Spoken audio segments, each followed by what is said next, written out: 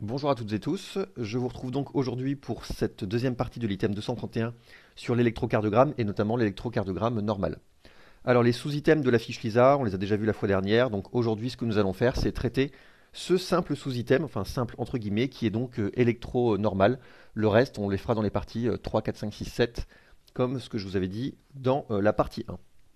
Alors, à propos de partie 1, juste, je vais faire un micro rappel de prérequis que nous avions vu un petit peu plus en détail dans cette partie 1, en détaillant à quoi correspondent les différentes parties de l'ECG qu'on peut voir, avec donc l'onde P, le QRS et l'onde T.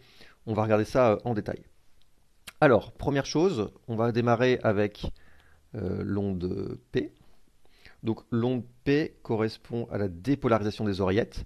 Vous vous rappelez que le nœud sinusal qui est situé ici dans l'oreillette droite est doué d'un certain niveau d'automaticité et que dans les conditions physiologiques, à intervalles réguliers, il va être capable de générer, euh, on va dire, du courant qui ensuite va créer un front de dépolarisation dans les oreillettes et dépolariser les oreillettes à intervalles réguliers. Eh bien, l'onde P que l'on voit sur l'électro correspond à la dépolarisation des oreillettes. C'est un signal qui est finalement d'assez faible hauteur, d'assez faible intensité, parce que les oreillettes, finalement, c'est quelque chose qui est assez fin. Et donc, puisque c'est assez fin, il y a assez peu de cellules myocardiques qui le composent, ce qui explique que le signal soit relativement petit sur l'électro. Derrière cette onde P, vous avez un intervalle qu'on appelle l'espace PR. L'espace PR, lui, il a la particularité d'être isoélectrique. C'est-à-dire que si vous regardez par rapport à la ligne de base qui est avant l'onde P que je mets ici en pointillé, l'espace PR est censé revenir sur cette ligne de base. À quoi correspond le fait qu'on soit revenu sur cette ligne de base? Au fait que, à ce moment précis, il n'y a pas de courant qui circule au niveau du cœur. L'oreillette, on vient de le voir, elle vient de se dépolariser à l'instant au moment de l'onde P. Le QRS qui va arriver juste après, lui, ce sera la dépolarisation des ventricules et n'est pas encore intervenu. Donc finalement, durant cet intervalle PR, eh bien, il n'y a plus de courant qui circule. L'oreillette s'est déjà dépolarisée, le ventricule pas encore, et l'influx électrique est en train de cheminer dans le nœud AV pour créer un différentiel de temps entre l'oreillette et le ventricule pour que les deux ne se contractent pas en même temps. Je vous renvoie évidemment à la partie 1 où j'avais expliqué tout ça plus en détail. Très bien. Après tout ça, on a donc le QRS, donc le complexe QRS. Ce QRS, il correspond à la dépolarisation des ventricules. C'est-à-dire que l'influx, une fois qu'il est ressorti du nœud AV et qu'il a pris les différentes branches du faisceau de His, eh bien l'influx électrique va se propager à l'ensemble du massif ventriculaire. Et cette fois-ci, par contre, par rapport aux oreillettes, eh bien le ventricule, c'est quelque chose, notamment le ventricule gauche, c'est quelque chose qui est épais, qui contribue à la plus grosse partie de la masse myocardique, et donc ça va donner un signal de grande amplitude qu'on appelle le QRS. On va y revenir évidemment tout à l'heure. Après ce QRS, on a un intervalle qu'on appelle l'intervalle ST, donc entre la fin du QRS et le début de l'onde T. Et là encore, on a quelque chose qui est isoélectrique, tout simplement parce que l'oreillette, elle, n'est pas en train de se dépolariser, le ventricule vient de le faire, et donc à nouveau, il n'y a plus de courant qui circule au niveau de l'ensemble du myocarde, donc on revient à la ligne de base de 0 ici. Et enfin, on a une onde T qui survient en dernière phase, qui correspond à la repolarisation ventriculaire. Là encore, on avait vu ça en partie 1, que j'essaierai de vous mettre dans une petite note en haut à droite de l'écran.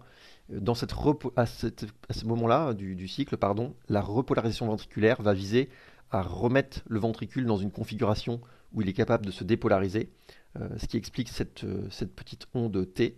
Et cette onde T est ensuite suivie d'un segment isoélectrique et on repart au début avec une oreillette qui à nouveau va pouvoir donner le La pour eh bien, le cycle suivant. Donc voilà, donc là on a vraiment revu en grande vitesse un petit peu les différentes composantes de cet électro. Et finalement, dans l'électro normal, on va voir la fiche juste après, mais dans la fiche LISA électro normal, il y a plusieurs caractéristiques de chacune de ces parties de l'électro. Il y en a une sur la fréquence, sur l'onde P, sur l'intervalle PR, et finalement, un électro normal, ça va être le fait de vérifier que chaque partie de l'électro est finalement normale. Donc concernant les caractéristiques de l'électro normal, il y en a plusieurs qui sont listées ici. Alors d'entrée de jeu, j'attire votre attention sur le fait que euh, évidemment il faut que ces critères soient remplis pour qu'un ECG soit dit normal. Maintenant, il y a de grandes variabilités dans la population générale et il peut arriver qu'un électro soit considéré, notamment par un cardiologue, normal, même si on n'a pas exactement tous les critères qui sont vus ici. Mais voilà, dans un but pédagogique, en première approche, le fait de dire qu'un électro est normal s'il remplit tous ces critères, c'est quelque chose qui paraît plutôt adéquat. Alors, comment on va regarder ça? Alors, on va pas regarder ça un petit peu en bazar comme ça, on va regarder étape par étape. Et la première étape, ça va être de savoir la fréquence et l'oreillette, savoir qui pilote exactement les ventricules. Donc, on va déjà rechercher si la fréquence est bien entre 60 et 100 par minute et s'il existe bien un rythme sinusal régulier. Pendant qu'on est sur l'oreillette, sur l'onde P, on va ensuite rechercher s'il n'y a pas des signes d'hypertrophie atriale. Puis, après avoir fait l'onde P, on va s'attaquer au PR et donc rechercher s'il n'existe pas des troubles de la conduction en mesurant notamment le PR et en comptant les oreillettes. On verra ça tout à l'heure.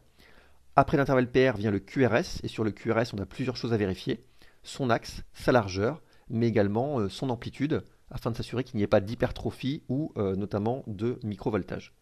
Et puis après les QRS, à la fin, il nous restera l'onde T, le segment ST et l'onde T, donc la repolarisation et la mesure du QT. Et c'est une fois qu'on aura regardé l'ensemble de ces différents paramètres qu'on pourra dire que effectivement nous avons affaire à un électro normal.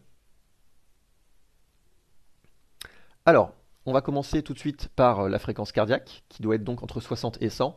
Je rappelle les définitions, hein. Quand on a une fréquence cardiaque entre 60 et 100, elle est dite normale.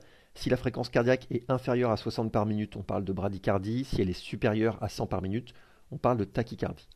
Alors, pour le calcul de la fréquence sur un électro, vous avez plusieurs options. On l'avait un petit peu évoqué en partie 1, mais juste pour vous redonner les grandes lignes. Euh, Plusieurs possibilités. Soit vous avez un rythme qui est régulier, et à ce moment-là, vous pouvez utiliser la fameuse technique des 300. Alors, si c'est régulier, comment on fait? L'idée, c'est de se mettre à un endroit où le QRS, un endroit du QRS tombe particulièrement bien en termes de grands carreaux. Par exemple, alors je vais zoomer un petit peu là, ici. Ce que vous voyez là, c'est que j'ai un QRS où vraiment on tombe pile poil sur le grand carreau qui est ici. Ça, c'est exactement ce qu'on recherche, puisque si le rythme est régulier, on va regarder le QRS suivant, où il tombe, et on va pouvoir compter la fréquence. Alors, comment on fait? Alors, comme je vous l'avais dit en partie 1, donc, là, on est sur notre grand carreau. Très bien. Si jamais notre QRS, je vais en faire une genre d'ombre ici, si notre QRS arrivait ici, sur ce grand carreau-là, la fréquence serait de 300. Si ça venait sur le grand trait d'après, 150. Parce que c'est 300 divisé par 2. Là, c'est 300 divisé par 1. Et on continue comme ça. Ici, ce serait 100. Donc, parce que c'est 300 divisé par 3. Et si jamais c'était ici, ce serait 75. Parce que c'est 300 divisé par 4. Et en vrai, mon vrai QRS dans cet exemple, il arrive ici. Il arrive ici. Donc la fréquence cardiaque, elle est entre 75 et 100, plus proche de 75 que de 100. Donc là, on peut dire que la fréquence, elle est à peu près à 85 par minute. Parce que on a le QRS suivant qui arrive de façon régulière et qui arrive entre 3 grands carreaux et 4 grands carreaux. On peut aussi le faire dans l'autre sens hein, d'ailleurs. Hein. C'est-à-dire que là, on aurait 1, 2, 3. Donc là, on est à 300, 150, 100, 75. Et on voit que là, effectivement, on est aussi entre 75 et 100. Donc ça fonctionne très très bien. On est aux alentours de 85 par minute. Alors, les sous-multiples de 300, parce que c'est pas quelque chose qui est instinctif. Si là, vous avez un truc à regarder, donc c'est 300, 150, 100, 75, 60, 50, 43, et après ça commence à faire vraiment, vraiment bas. Mais globalement, voilà, là on a 300 divisé par 1, ici c'est 300 divisé par 2, 300 divisé par 3, 300 divisé par 4, 300 divisé par 5, etc. Donc là avec cette première stratégie, je trouve une fréquence de 85 par minute pour cet électro. Donc, ok, très bien. Donc une fréquence cardiaque qui est normale. Après, il y a une autre façon de calculer ça. C'est que là, on a pu s'en sortir puisque on avait quelque chose qui était régulier. Euh, donc c'est assez simple, mais évidemment, si l'électro est en arythmie avec des QRS qui arrivent de manière irrégulière, vous ne pourrez pas utiliser cette technique et il faudra faire autre chose. Et l'autre technique consiste tout simplement à vérifier évidemment que vous êtes bien, je vais me le mettre là un peu plus gros, en 25 mm par seconde, hein, qui est la vitesse de défilement classique de l'électro. Et étant donné qu'une feuille classique, on va dire format A4, c'est 29,7 en longueur, souvent vous avez un petit peu de choses avant, un petit peu de choses après. Donc votre feuille d'enregistrement fait généralement 25 cm. Et donc 25 cm, ça équivaut à 10 secondes. Donc vous pouvez, à ce moment-là, si vous avez 25 cm d'enregistrement sur votre électro, considérer que vous avez 10 secondes. Donc dès lors que vous avez 10 secondes d'enregistrement, eh bien à ce moment-là, il suffit juste de compter les QRS. Donc là en l'occurrence, il y en a 1, 2, 3, 4, 5, 6, 7, il y en a un ici, 8, 9, 10, 11, 12, 13, et le 14e, il est pas loin de venir, mais il n'arrive pas derrière. Donc on est entre 13 et 14, et ensuite on fait x6. Donc 13 x 6, ça fait 78. Zut. 13 x 6, ça fait 78. Si je prends 14, parce qu'on n'en est pas loin, ça fait 84. Donc vous voyez, on est à peu près dans le même état d'esprit que tout à l'heure. Alors pour faire ça, il faut quand même juste vérifier que vous avez bien, là, au moment du changement de piste, entre la partie gauche avec les périphériques et la partie droite avec les précordiales, que l'enregistrement soit bien continu. Parce que des fois, il peut arriver qu'il y ait un blanc entre les deux. Donc forcément, vous n'enregistrez pas 10 secondes en continu. Mais globalement, le moyen pour s'en sortir quand le rythme est irrégulier, c'est effectivement de moyenner. Et moyenner en considérant que vous enregistrez sur 10 secondes et donc que vous avez juste à faire x6, eh bien c'est souvent un bon moyen d'avoir une fréquence cardiaque moyenne sur un électro d'un patient par exemple en arythmie. Très bien. Donc ça c'est pour la fréquence. Ensuite, on va avoir le fait d'avoir un rythme sinusal. Un rythme sinusal, ça veut dire que finalement l'onde P est sinusale, et une onde P sinusale, ça veut dire que c'est bien une onde P qui est originaire de cette partie de l'oreillette qui est le nœud sinusal au niveau de l'oreillette droite. Donc si c'est bien le nœud sinusal qui est ici, qui est responsable de la dépolarisation de l'oreillette, et qui va donner le signal pour l'ensemble de la dépolarisation de l'ensemble du myocarde, eh bien ça veut dire que quand le front de dépolarisation va quitter le nœud sinusal, il est censé se diriger vers la gauche et vers le bas, puisque le nœud sinusal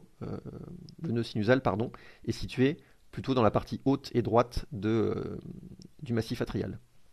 Donc, dès lors que l'oreillette va se dépolariser, on s'attend à avoir quelque chose qui va se diriger vers le bas, qui va se diriger vers la gauche.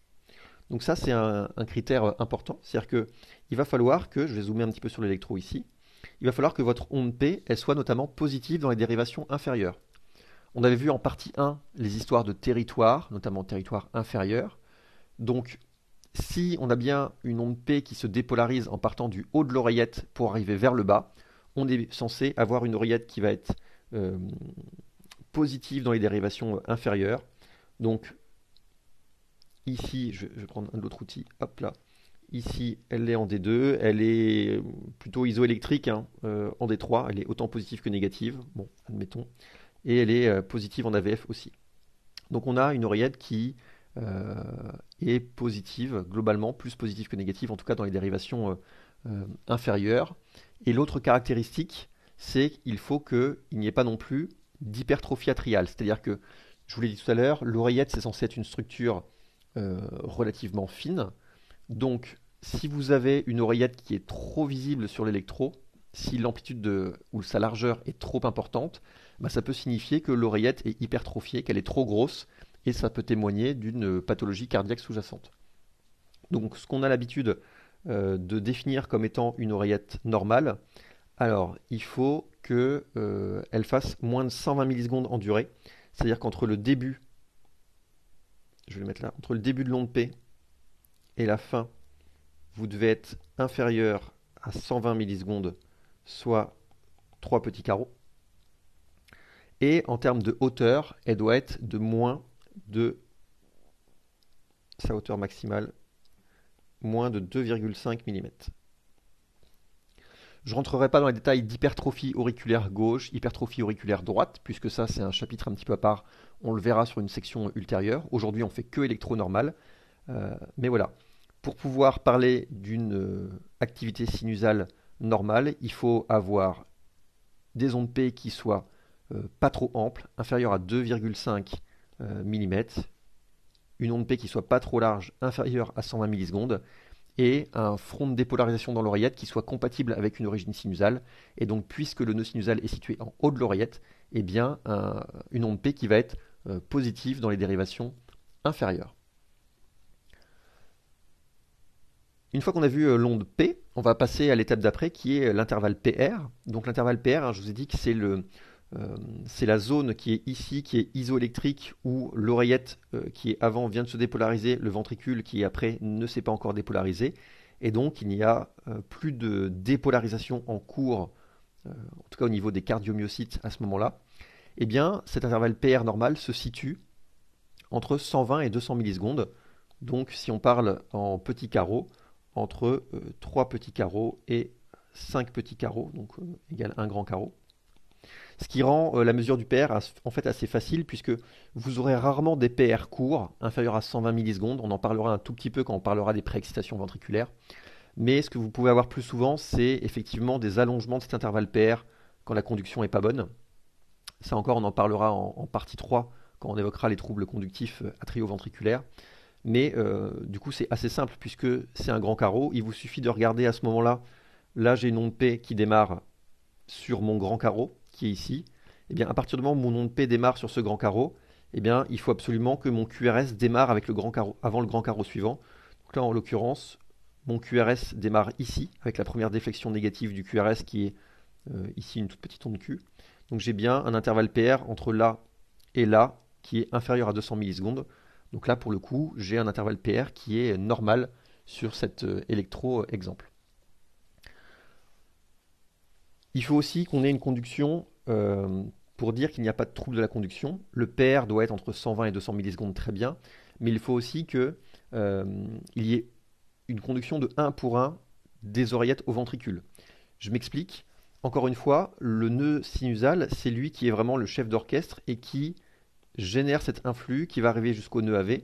Puis le nœud AV va ensuite répartir l'influx électrique pour pouvoir dépolariser l'ensemble du ventricule. Donc le principe, c'est que pour une onde P, on est 1 QRS. Et il faut qu'il y ait ce ratio de 1 pour 1. C'est vraiment ça qu'on appelle un rythme sinusal conduit. C'est-à-dire qu'il faut que, finalement, chaque fois que le nœud sinusal va se dépolariser ici, ça finisse par aboutir à une dépolarisation du ventricule quelques millisecondes plus tard. Et c'est ça qui est fondamental, c'est de compter et de s'assurer qu'on a bien un rapport de 1 pour 1. Donc on n'a pas des oreillettes qui soient toutes seules sans ventricule derrière, ou à l'inverse, d'avoir des ventricules qui surviennent sans activité atriale au préalable. Donc on peut regarder ça, on va avoir, là par exemple on va bien voir en haut, donc on a une oreillette ici qui, avec un QRS derrière, ensuite je vais mettre un petit peu moins fort, là on a une oreillette, oups, je vais gommer ça, avec un QRS derrière, etc. On a bien une oreillette, un ventricule, une oreillette, un ventricule. On a bien une alternance des deux, et à aucun moment j'ai une oreillette qui va se retrouver toute seule avec quelque chose qui ferait quelque chose dans ce style là, d'avoir P, P, QRS. Donc ça, ce serait vraiment mauvais, puisque ça signerait un trouble conductif. Là, j'ai bien un rapport de 1 pour 1. Chacune de mes oreillettes que je flèche ici va donner, je vais mettre en rouge, un ventricule juste derrière. Donc j'ai bien un rapport de 1 pour 1 entre les deux, et il n'y a pas un qui va sans l'autre. Donc ça, c'est vraiment quelque chose de fondamental quand on parle de normalité du rythme et de l'électro en règle générale. Donc ça, c'est vraiment super important. Très bien. Maintenant, on a fait l'onde P, on a fait l'intervalle PR. On va s'attaquer ensuite au QRS. Alors là, pareil, pour l'axe des QRS, tout le rationnel sur le triangle d'Einthoven, sur comment est fabriqué l'électro, sur les territoires, sur les dérivations, sur en fait le rationnel pour comprendre l'axe des QRS. Je ne vais pas l'aborder ici, parce que ici c'est vraiment juste, on lit l'électro normal. Je vous renverrai là aussi en haut à droite, si j'arrive à rajouter un petit lien sur la partie 1 de l'électro qui explique tout ça. Alors, le calcul de l'axe des QRS, à quoi ça sert en pratique? C'est parce que, je l'ai dit tout à l'heure, la majeure partie de la masse myocardique, c'est les ventricules, et c'est notamment ce que je crayonne ici, le ventricule gauche. Donc, quand il y a la dépolarisation, elle va être attirée par ce ventricule gauche. Donc, on s'attend à ce que, là encore, ça aille vers la gauche et plutôt vers le bas pour suivre un petit peu la direction comme ça de ce ventricule gauche. Eh bien, on va utiliser, alors absolument pas les précordiales, hein, on ne se sert pas de V1, V2, V3, V4, V5, V6 pour calculer l'axe, pas du tout. On va seulement se servir des dérivations périphériques, donc D1, D2, D3, AVF, AVL, AVR, et on va mesurer un petit peu, voir dans quel sens va le QRS. Alors, prenons un exemple ici, j'ai un électro avec mes dérivations périphériques qui ressemble à ça. Alors, comment on va faire pour calculer notre axe? Eh bien, on va regarder déjà, la première chose à faire, c'est de regarder comment est D1, comment est AVF. Puisque, vous le voyez écrit dans la fiche, un axe normal, c'est un axe qui est compris entre moins 30 et 90. C'est-à-dire qu'entre les deux, on va considérer que c'est normal. Donc si je gribouille, un axe normal, on est d'accord, on est là-dedans. Ça, c'est considéré comme étant un axe normal. Ça laisse un petit peu de place. Donc toute la question, c'est de savoir, est-ce qu'on est dans ce secteur-là ou pas? Alors regardons avec l'électro qu'on a ici. Je vous conseille vivement de regarder en premier D1, en premier AVF, puisque le fait de regarder seulement D1 et AVF va finalement vous donner la réponse dans un grand nombre de cas. Alors regardons. D1. Donc D1, mon QRS est positif. C'est-à-dire que globalement, effectivement, j'ai clairement un QRS positif ici. Donc puisqu'il est positif, ça veut dire que si je trace, on va le faire, si je trace la perpendiculaire à D1, donc D1 est ici à 0 degré sur mon cercle, donc D1 est là.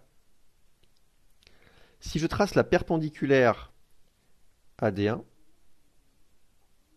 ici, D1 est positif. Donc puisque D1 est positif, ça veut dire que je suis dans cette zone-là, dans cette moitié-là. Je ne peux pas être ici, puisque ici ce seraient les D1, les électros qui ont un D1 négatif. Donc hop, on peut déjà gribouiller ça. On n'est pas ici.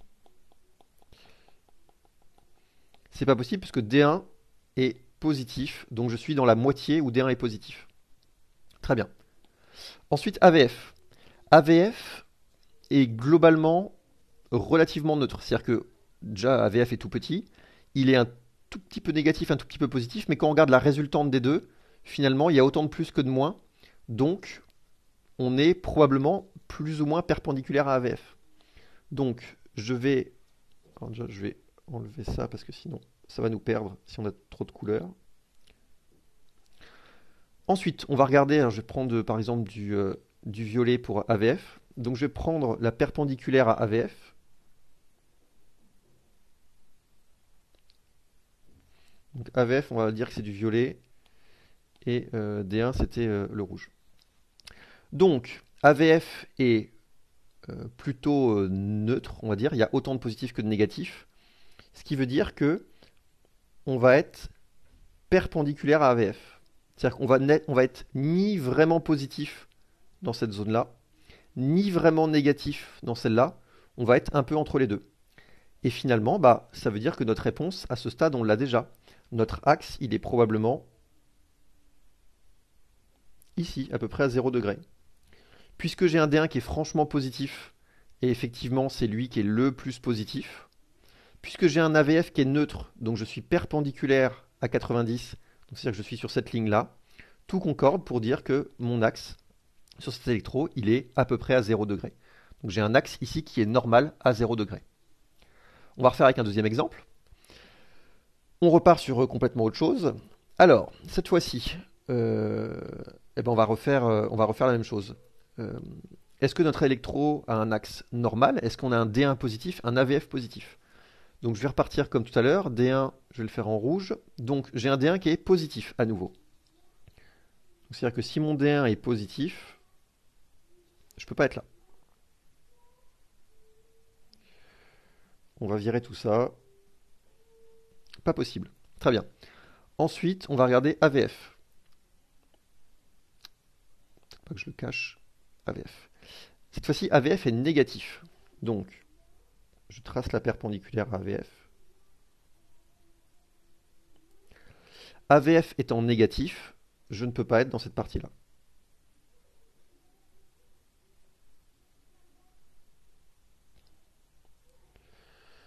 Donc ça veut dire il me reste un quart là en haut, entre 0 et moins 90, je peux encore être là-dedans. Alors, comment je peux faire pour affiner?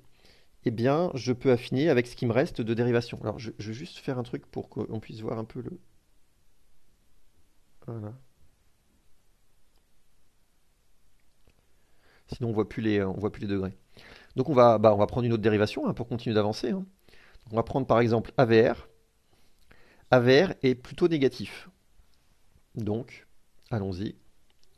AVR est négatif. Donc, AVR est ici, à moins 150. Donc, je prends la perpendiculaire à moins 150.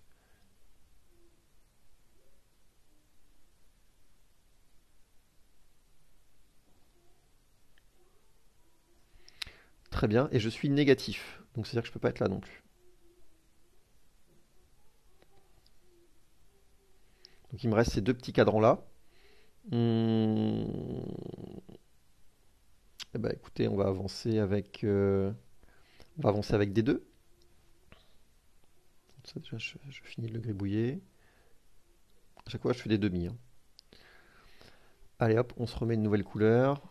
On va finir d'avancer avec, je sais pas, du orange. D2. D2 est négatif. Donc D2 est ici. Donc si je trace la perpendiculaire à D2,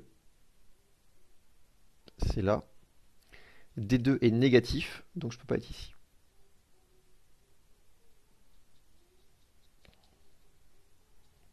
Très bien. Donc là, ça nous laisse un segment entre moins 30 et moins 60. Je vais le mettre en bleu. Donc c'est-à-dire que on va zoomer, notre axe, il est quelque part là-dedans. Alors, je ne peux pas préciser exactement s'il est à moins 37 ou moins 54, hein, mais ça n'a aucune espèce d'importance. Mais vous voyez, on s'est approché petit à petit, on est quelque part là-dedans. Je ne sais pas où exactement, mais on est dans ce petit cadran-là. Et en fait, effectivement, c'est assez logique. On a un D1 qui est positif. Bah oui, effectivement, par rapport à la perpendiculaire de D1, on est bien positif, on est du bon côté. D2 négatif, par rapport à la perpendiculaire à D2, on est bien du côté négatif, pas de problème. AVR négatif, par rapport à la perpendiculaire d'AVR, je suis bien de l'autre côté, je suis bien négatif. Et AVF négatif, effectivement, si je trace comme ça ma perpendiculaire, je suis bien de l'autre côté, donc j'ai bien AVF négatif. Donc là, j'ai un axe qui est aux alentours de entre moins 30 et moins 60 degrés. Je ne sais pas exactement combien, mais en tout cas, c'est un axe qui n'est pas normal. Donc voilà. Bon, là, on a fait beaucoup de dérivations. Un 4 pour arriver au résultat, c'est un petit peu beaucoup. On aurait pu aller plus vite. Mais c'est pour vous montrer un petit peu le cheminement de se dire, très bien, on va regarder. C'est un peu un jeu de chaud-froid. Et puis on va se rapprocher comme ça. Et on va éliminer des portions des portions de cercle jusqu'à trouver la portion dans laquelle on se situe. Donc là, en l'occurrence, on a un axe qui n'est pas dans la norme entre moins 30 et plus 90. Donc ça, c'est pour l'axe des QRS. Une fois qu'on a fait l'axe des QRS, il va falloir qu'on mesure la largeur des QRS. Puisque finalement, ce qu'il faut voir, c'est que sur un électro, le temps est en abscisse. Hein, finalement, ce qu'on enregistre ici, c'est du temps, le temps qui défile. D'ailleurs, on le voit très bien sur l'électro. Eh bien, plus le QRS va être large, c'est-à-dire que plus... Alors, attention, hein, large, ça ne veut pas dire haut. Hein, c'est-à-dire plus il va être large, c'est-à-dire plus il va être large dans ce sens-là, ça veut dire que plus ça va prendre du temps pour que la dépolarisation du ventricule se fasse. Normalement, le but du jeu du tissu de conduction, qui est en vert là sur ma figure de droite, c'est de faire en sorte que l'ensemble du myocarde ventriculaire se contracte en même temps. Le but du jeu pour que le cœur soit efficace et qu'il puisse éjecter correctement à travers l'aorte, c'est que tout le ventricule, notamment le ventricule gauche, tout le monde se contracte en même temps. Il faut que tout ça se soit simultané. Donc il faut que ce soit le plus simultané possible. Et on dit donc qu'un QRS normal, c'est un QRS qui est inférieur ou égal à 100 millisecondes.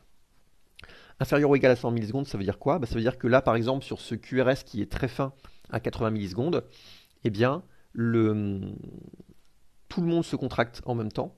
Et la dépolarisation, elle est simultanée sur l'ensemble du massif ventriculaire. Et c'est parce qu'il y a cette simultanéité que ça fait un QRS qui est fin. Mais si jamais je prends un QRS très large, oh zut, le dégradé n'est pas passé. C'est pas grave, je vais vous le faire à la main. Si vous avez quelque chose qui ressemble à ça sur la figure de droite, c'est-à-dire que vous avez une dépolarisation qui commence ici, puis là, et qui se termine ici, donc que ça prend pas mal de temps, eh bien sur l'électro, alors je suis désolé, le dégradé n'est pas passé, mais ça veut dire qu'en gros, ici et là, c'est un peu patriotique mon histoire, mais c'est pas volontaire. Et puis entre les deux, je sais pas, on va mettre un petit genre de violet là. Yes. Voilà, bon, vous voyez l'état d'esprit. En fait, ça veut dire que plus c'est large, ah zut, plus c'est large, plus ça veut dire que ça prend du temps, que la dépolarisation progresse. Et là, par exemple, ma paroi latérale, elle est très tardive, et la dépolarisation tardive de la paroi latérale, eh bien, correspond à cette partie du QRS qui est tardive elle aussi. Donc pour mesurer la largeur du QRS, alors il faut souvent regarder à plusieurs endroits, puisque des fois on voit mieux à certains endroits que d'autres. Alors ici pour le coup on est très très large, puisqu'on a un petit carreau, deux petits carreaux, trois petits carreaux, quatre petits carreaux. On a quasiment un cinquième derrière, donc on est à quelque chose comme 175 ou 180 millisecondes. Donc là on a clairement sur un QRS très très large. Euh, donc voilà, c'est important de savoir effectivement que la largeur d'un QRS est de moins de 100 millisecondes, mais de savoir aussi pourquoi il y a ce QRS plus élargi qui est dû à un retard de contraction d'une partie du myocarde, en tout cas un retard de dépolarisation. C'est quelque chose qui est important également à savoir. Ensuite, on nous dit qu'il ne faut pas d'onde Q ni de rabotage des ondes R. Donc là encore une fois, une petite note d'explication s'impose. J'essaierai de vous mettre aussi le diaporama sur les syndromes coronariens aigus, qui explique pourquoi on a une onde Q sur l'électro dans les syndromes coronariens aigus. Mais globalement, évidemment, pour qu'un électro soit normal, il ne faut pas qu'il y ait de séquelles d'infarctus dessus. Et une séquelle d'infarctus, ça se manifeste notamment comme ça. Là, je suis sur le territoire, ici, le territoire inférieur. Et ce qu'on voit, c'est que notre QRS, que ce soit en D2, en D3 ou en AVF, notre QRS démarre avec, alors je vais zoomer encore un petit peu plus là, notre QRS démarre avec vraiment une onde Q qui est vraiment très ample, très profonde. Elle fait nettement plus de 40 millisecondes de durée. Elle fait bien plus qu'un tiers de la durée euh, du QRS, enfin de l'amplitude, pardon, pas de la durée, de l'amplitude du QRS. Donc par rapport au petit QRS qu'il y a derrière, cette onde Q, elle est vraiment importante, significative, et plus que ça, elle est systématisée. C'est-à-dire que on la retrouve ici aussi, hein, elle est abyssale, hein, on a une énorme onde Q, alors qu'on a derrière une toute petite déflexion positive. Et, pardon, c'est exactement la même chose en AVF, donc avec cette grosse onde Q, et puis ce petit restant de QRS derrière. Et cette anomalie, elle est systématisée à un territoire, hein, c'est-à-dire que là, on est sur le territoire inférieur, donc c'est pas juste quelque chose qui est sur une dérivation isolée, mais là, on est sur une onde Q systématisée au territoire inférieur. Je vous dézoome un petit peu pour remettre la définition. Donc on parle d'onde Q quand elle fait au moins un tiers du QRS en amplitude et qu'elle dure plus de 40 millisecondes. Donc c'est-à-dire que là, vous avez clairement sur l'électro que je vous ai montré ici, clairement le cas. Donc ça, c'est pour les histoires d'onde Q. Il y a aussi le rabotage des ondes R. Alors rabotage des ondes R, ça correspond à quoi? Là aussi, c'est un signe en faveur d'une séquelle d'infarctus. Je vous ai remis sur la droite de l'écran là le fait que, mine de rien, les électrodes précordiales, quand elles sont posées sur le thorax, donc V1, V2, V3, V4, V5, V6, elles sont censées se positionner, plus on va vers V6, plus on se déplace vers la pointe du cœur, et plus on se rapproche du ventricule gauche. Donc puisque le ventricule gauche, encore une fois, est censé être la structure la plus fournie en cardiomyocytes, parce que c'est lui qui est le plus épais, et puis c'est lui qui a la fonction pompe cardiaque, plus on se rapproche de V6, plus on est censé, enfin plus on avance comme ça de V1 à V6, plus on est censé avoir une onde R qui est censée croître. Et un rabotage des ondes R, c'est ce que vous voyez ici. Alors l'électro est pas forcément d'une qualité folle, mais globalement, on est censé avoir, alors bon, pas d'onde R en V1, admettons, mais en V2, on est censé avoir une onde R, il n'y a rien. Et puis elle est censée croître de plus en plus fort, et vous voyez qu'en fait, bah, le rabotage, c'est ça, c'est que normalement, on s'attendrait à avoir quelque chose avec, je vais essayer de vous trouver un autre électro. Bah là, pour le coup, il y a une séquelle en infarctus en inférieur, mais vous avez une progression logique de l'onde R, qui passe de ça à qui pousse en V2, puis qui pousse en V3, puis qui pousse en V4, puis ça redescend un petit peu après, c'est pas très très grave, mais il faut que de V1, V2, V3, V4, on puisse avoir cette onde R qui augmente progressivement en taille. Eh bien, ce qu'on appelle rabotage des ondes R, c'est ça, c'est que bah, vous avez là finalement bah, rien, et puis là quasiment rien, quasiment rien. Et le fait que cette onde R stagne en amplitude, c'est ce qu'on appelle le rabotage des ondes R. Toujours sur le QRS, l'amplitude doit être normale. Je vous rappelle que pour analyser une amplitude, il faut impérativement, même si là il est un peu camouflé, vous regardiez le signal de calibration de l'électro. Hein, c'est systématique, il faut vérifier que votre électro est bien en 10 mm par millivolt. C'est-à-dire que, en fait, au début de l'électro, l'appareil d'électro envoie 1 millivolt et ce 1 millivolt doit s'enregistrer comme ça. Si jamais votre appareil, votre électro, pardon, n'est pas calibré en 10 mm par millivolt, ça va être très compliqué pour vous d'analyser l'amplitude des QRS, tout simplement parce que votre échelle ne sera pas bonne. Donc je vous invite systématiquement à vérifier que vous avez bien le signal de calibration. Et normalement, ça doit être écrit quelque part sur l'électro, 10 mm par millivolt, et la vitesse de défilement, 25 mm par seconde. C'est vraiment le standard. Donc l'amplitude des QRS, elle doit être normale. Si jamais les QRS sont trop importants, comme je vous l'ai mis là avec un V1 qui a cette tête-là ou un V6 comme ça peut être dû à ce qu'on appelle de l'hypertrophie ventriculaire gauche. L'hypertrophie ventriculaire gauche, c'est quoi? C'est de se dire que si finalement mon myocarde il est beaucoup trop épais par rapport à ce qu'il est censé être, là on a vraiment un sacré steak, hein, il est beaucoup trop épais, et ben le fait d'avoir cette maladie du myocarde avec un cœur beaucoup trop épais, ça va mettre plus. En fait, les cellules sont plus grosses, et puisque les cellules sont plus grosses, et ben le signal électro va être plus important. C'est tout simple, il n'y a que ça à savoir. Donc ça va donner ces aspects sur l'électro avec potentiellement des grandes ondes S en V1, V2, des grandes ondes R en V5, V6, souvent d'ailleurs des troubles de la repolarisation derrière, avec un segment ST qui peut être négatif et des ondes T négatives. Et le critère, alors il y en a plein de critères pour dire qu'il y a une hypertrophie ventriculaire gauche, mais celui qu'on retrouve le plus fréquemment, c'est tout de même cet indice de Sokolov modifié, qui dit en gros, on mesure la taille des ondes S en V1 ou V2, là où elles sont les plus importantes. On additionne ça à la taille des ondes R en V5 ou V6, et puis si ça fait plus de 35, on considère qu'il y a une hypertrophie. Là encore, il peut y avoir des variables, des valeurs qui peuvent varier selon le sexe, l'âge, etc.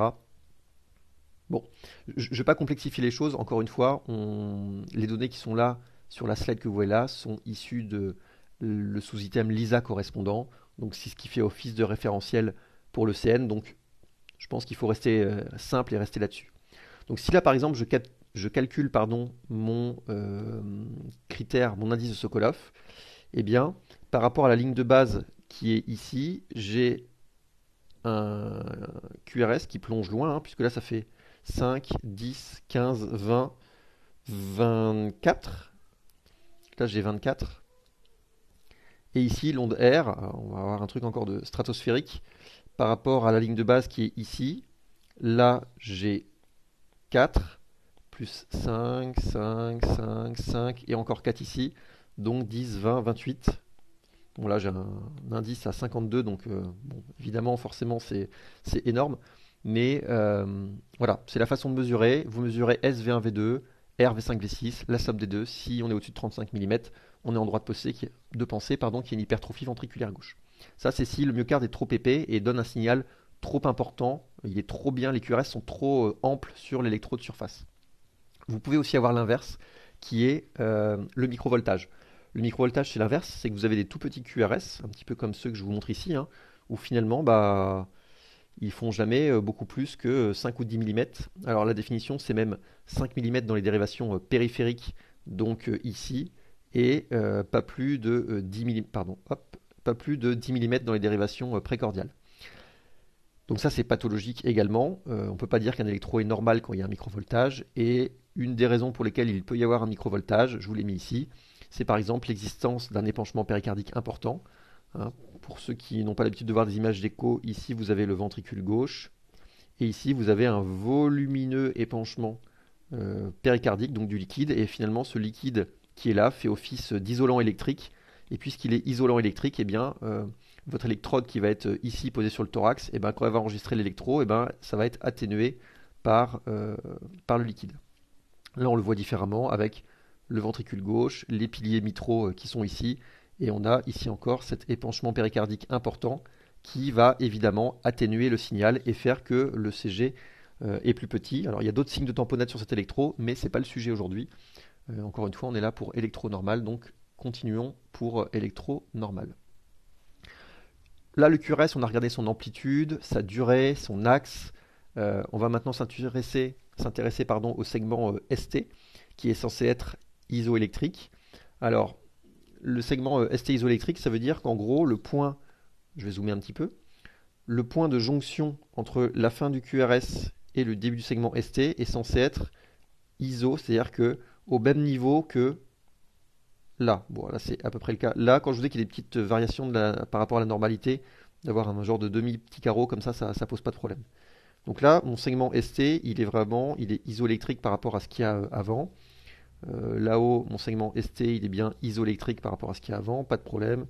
Ici, là encore, ça c'est isoélectrique par rapport à ça. Donc on regarde bien le moment où le QRS se termine. Voilà, ici par rapport à là. Et finalement, sur cet électro, eh bien, absolument partout, par rapport là et là, on a quelque chose qui est isoélectrique.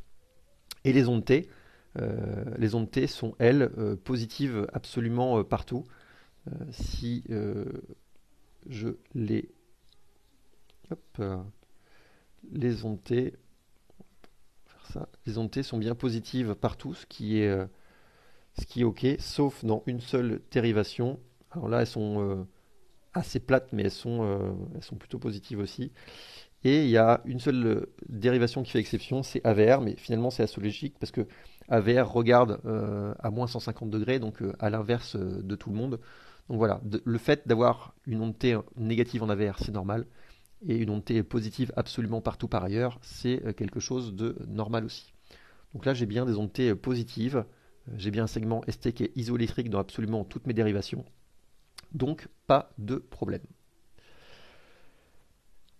Enfin, il y a la mesure du QT. Donc là encore, la fiche vous dit une valeur normale entre 340 et 440 avec une tolérance jusqu'à 480 millisecondes.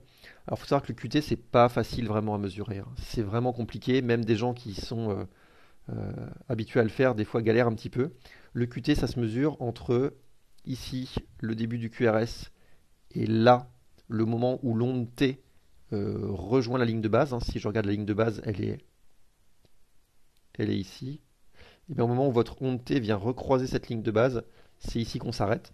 Donc on va mesurer entre là et là, et on va rapporter ça à la fréquence cardiaque, puisque eh bien, à l'effort, la fréquence cardiaque s'accélère et le QT est censé se raccourcir. Donc si je prends par exemple l'électro qui est ici, hop là, donc mesurons, on a un QT qui va démarrer effectivement ici, et qui va s'arrêter là. On arrive à quelque chose qui fait, donc là, le grand carreau fait 200, le petit ici fait 40, et puis là on a encore 40, 80, 120, plus 140 derrière, on va dire. Donc ici on a encore de là à là 140. Donc au total, j'ai quelque chose qui fait, là j'ai un QT à 380 millisecondes. Et bien ce QT à 380 millisecondes, il va falloir que, et c'est ça le C dans la formule, hein, il faut que le QT corrigé soit calculé. Et donc un QT, ça se corrige par rapport à la fréquence cardiaque. Alors si je veux la fréquence cardiaque de cet électro, c'est très simple. Là, je suis pile poil sur un grand carreau, ça tombe bien. Donc 300, 150, 100, pardon. 75, effectivement, je suis pile poil à 75. Donc là, je suis à 380 millisecondes et 75 de fréquence. On utilise pour ça, alors il y a différentes formules qui existent, hein, mais celle qu'on retrouve le plus souvent, c'est la formule de Bazette, où finalement on dit que le QT corrigé, c'est le QT divisé par la racine du RR. Donc le RR, c'est la durée du cycle en secondes. Et là, en l'occurrence, pardon, donc je vais avoir 380 divisé par, on a dit qu'on était à 75 de fréquence, donc une fréquence de 75 par minute. Ça veut dire que il y a entre ici et ici 800 millisecondes. Donc racine de 0,8 pour 800 millisecondes. Et donc j'arrive ici à un QT corrigé de 425 millisecondes. Ok. Donc en premier, on mesure le QT, hein, en partant de là jusqu'à la fin de l'onde T. Puis on mesure la fréquence cardiaque. On transforme cette fréquence cardiaque en un intervalle. Et ensuite, cet intervalle, c'est lui qui est réinjecté dans la formule pour calculer le QT corrigé. Ok, donc une fois qu'on a fait tout ça, hop, je dézoome. Une fois qu'on a fait tout ça, on peut dire que l'électro est normal. On a vu qu'il était sinusal régulier, la fréquence était ok, il n'y avait pas d'hypertrophie atriale, un PR qui est normal, on a bien une onde P pour chaque QRS et inversement, un axe qui est normal, pas d'onde Q, pas de rabotage, une largeur qui est inférieure à 100 millisecondes, l'amplitude est normale, on a un segment ST isoélectrique, pas de trouble de la repolarisation, des ondes T qui sont positives partout sauf en AVR, un QT corrigé qui est normal. On peut dire que l'électro est normal avec toutes ces conditions-là. Donc si maintenant on met ça en pratique avec un des électros qu'on a vu déjà tout à l'heure, mais on va refaire les étapes une à une. Alors, on va commencer par la fréquence. Donc fréquence, alors oui, on passe sur l'identification et la raison de réalisation de l'électro. C'est sûr qu'un électro, on le fait jamais sans raison. Donc quand vous interprétez un électro, c'est pas comme des fois ça vous arrive, vous passez aux urgences et on vous dit tiens, bah, j'ai juste un électro à te montrer. Bah non, juste un électro, ça n'existe pas. C'est-à-dire qu'un électro, ça s'enregistre dans un contexte. Il y a une raison pour laquelle on a fait l'électro, il y a un contexte, il y a de la symptomatologie, il y a d'autres choses à côté. Donc l'électro, c'est important que vous ayez dessus le nom, le prénom, la date, pourquoi il a été fait. C'est pas juste un tracé comme ça, anonyme, c'est pas comme ça qu'on interprète un tracé. Ceci étant dit, donc on va commencer par la fréquence. Donc là, on a quelque chose qui est visiblement régulier. Donc puisque le rythme est régulier, vous pouvez utiliser la technique des 300. Et là, ce qu'on voit, c'est que le QRS tombe ici à peu près sur un grand carreau. Donc là, on serait à 300, 150, 100, 75, 60 si on était ici. Donc 60 ici, 75 ici. Donc on est entre 60 et 75. Et effectivement, la fréquence cardiaque, elle est pas loin d'être ça. Vous pouvez d'ailleurs aussi vous amuser à compter les QRS. Donc là, on a 11 QRS sur cet électro. Et dès lors qu'on a 11 QRS, eh bien, on a 3, 4, 5, 6, 7, 8, 9, 10, 11. Dès lors qu'on a 11 QRS, alors, je ne sais pas pourquoi celui-là il s'est mis en boîte. Hop là, celui-là aussi. 11 QRS, ça fait une fréquence cardiaque à 66 par minute, ce qui est tout à fait cohérent avec ce qu'on a calculé juste avant. Donc, fréquence 66. Ok, très bien. Régularité, on a regardé, c'est parfaitement régulier. Vous pouvez faire la technique avec les petits bouts de papier, hein, qui consiste à prendre une feuille et puis à dire voilà, il y a un écart de ça. Pourquoi on me fait ça? Il y a un écart de comme ça et de ensuite votre écart sur votre petit bout de papier, eh bien vous le reportez à chaque fois pour voir si vous êtes bien régulier. Et normalement, vous êtes censé retrouver, par exemple ici, eh bien exactement le même écart que celui que vous aviez là et là. Très bien. Donc là, notre électro, il est régulier. Largeur des QRS, alors on va en parler un petit peu après, mais c'est vrai que c'est toujours intéressant de le regarder assez tôt parce que si vous êtes dans un cas de figure avec une tachycardie régulière à QRS large, ça doit tout de suite vous faire tilt dans votre tête et vous dire est-ce que c'est pas une TV, oui ou non. Donc c'est toujours bien de regarder la largeur des QRS dès le début. Là, clairement, on a des QRS qui sont bien fins. Euh, si on regarde ici notamment, on a un QRS qui démarre là, qui se finit ici. De là à là, ça fait effectivement un tout petit peu moins de 100 millisecondes. Donc j'ai des QRS qui sont fins ici, il n'y a pas de problème. Une fois que vous avez fait ça, fréquence, régularité et un petit coup sur la largeur des QRS, bah ensuite on va faire étape par étape, hein. On va faire P, puis PR, puis les QRS, puis le segment ST, puis T, pardon, puis vérifier ensuite s'il n'y a pas d'extrasystoles ou d'autres choses qui sont associées. Donc le rythme, c'est de savoir qui pilote les ventricules. Est-ce que le rythme est sinusal? Alors, le rythme sinusal ou pas? Eh bien, ce qu'on voit, c'est que on a une activité dans l'oreillette qui est visible effectivement. Ah, je sais pas pourquoi ça fait des carrés comme ça. Bon, ça va être des carrés. Donc on a une oreillette qui est visible ici, et puis vous avez des ventricules qui suivent derrière. Et ce qu'on voit, c'est qu'on a bien une relation de 1 pour 1, là encore, où chaque oreillette va entraîner le ventricule qui est après. Vous n'avez pas une oreillette qui est toute seule, vous n'avez pas un ventricule qui est tout seul. Et l'autre chose, c'est la morphologie des ondes P, qui, là encore, a une morphologie compatible avec une origine sinusale, puisque positive dans les dérivations inférieures, que sont D2, D3 et AVF. Donc là, pas de problème, on a un rythme qui est sinusal pour toutes ces raisons-là. Le PR ensuite, est-ce que le PR est normal? Je vais effacer tout ça. Donc on va rezoomer. Il suffit de trouver un endroit où notre onde P démarre sur un grand carreau et de voir si le QRS... C'est jamais terrible de prendre AVR, mais ben là c'est pas mal. En V1, ici, mon onde P commence sur le grand carreau qui est là. On a dit qu'on avait 200 millisecondes pour pouvoir avoir le début du QRS pour être sur un PR normal. Eh bien, notre grand carreau est là, notre onde P elle démarre ici. Le grand carreau d'après, il est là, donc on a clairement entre ici et là un PR qui est bien inférieur à 200 millisecondes. Euh, donc c'est OK. On peut même le mesurer. On a un grand carreau, deux grands carreaux, trois grands carreaux. Donc là, on est à peu près effectivement 120 millisecondes, pas beaucoup plus entre là et là. Très bien. Donc là, sur notre électro, on a effectivement un PR qui est normal. Parfait. On passe ensuite au QRS.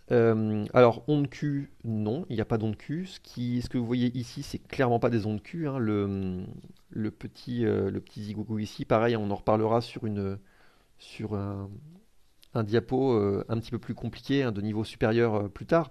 Mais l'onde Q, là, ne fait pas plus d'un tiers du QRS, hein, parce que le QRS est beaucoup plus grand en amplitude.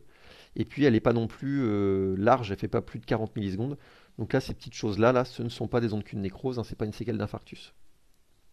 L'autre chose, c'est donc la largeur des QRS, on l'a mesuré tout à l'heure, les QRS sont fins. L'axe est normal, hein, on a un D1 qui est globalement positif et un AVF qui est positif. Sachant que le D1 il est presque neutre. Donc si finalement je reprends vite fait mon cercle comme ça, avec D1 là, AVF là, j'ai un D1 qui est presque neutre mais un peu positif. Donc je pense que si je trace la perpendiculaire, je suis un peu positif. Donc mon axe il est probablement quelque part par là. Hein, si vous avez suivi.